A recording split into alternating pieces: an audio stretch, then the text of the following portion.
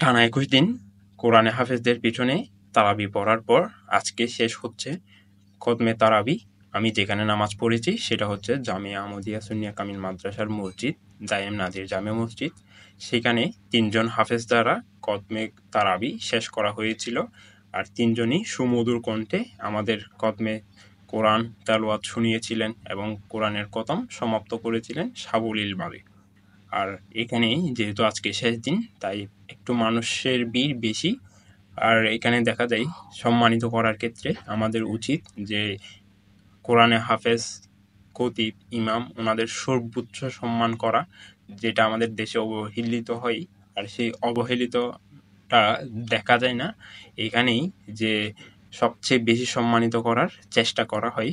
সেই জায়গা থেকে সবচেয়ে বেশি সম্মানিত ইসলামের দিক দিয়ে যদি দেখি খতিব সাহেব, তাই খতিব সাহেবকে এখানে ১,২৫,০০০ টাকা দেওয়া হয়েছে এবং কোরআনে হাফেজ যারা রয়েছেন ৩ জন, ৩ জনকে ১,২০,০০০ টাকা করে দেওয়া হয়েছে।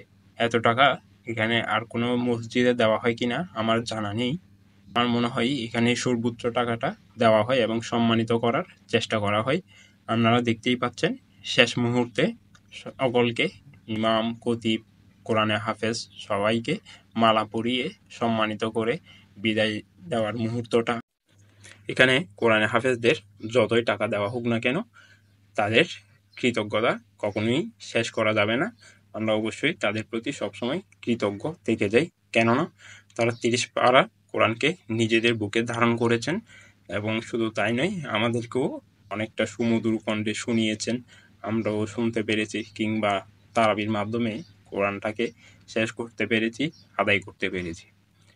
আমরা জানি আমাদের মসজিদগুলোতে সবসময় খতমে তারাবি যখন শেষ হয়, এরপর কিছু আনুষ্ঠানিকতা ওনারা করে থাকেন। সেই আনুষ্ঠানিকতাগুলো আমরা দেখতে পাচ্ছি এবং আপনাদের তো বলেইছিলাম যে এখানের মতো টাকা কোথাও দেওয়া হয় কিনা আমার জানা নেই। যদিও বা হয়তোবা কেউ জেনে থাকলে অবশ্যই জানাতে পারেন আমাকে। আর শেষে চলে যাওয়ার শেষে ওইখানে অবশ্যই তবরুকের ব্যবস্থা করা হয়েছে। আমরা তবরুক নিয়ে সব কিছু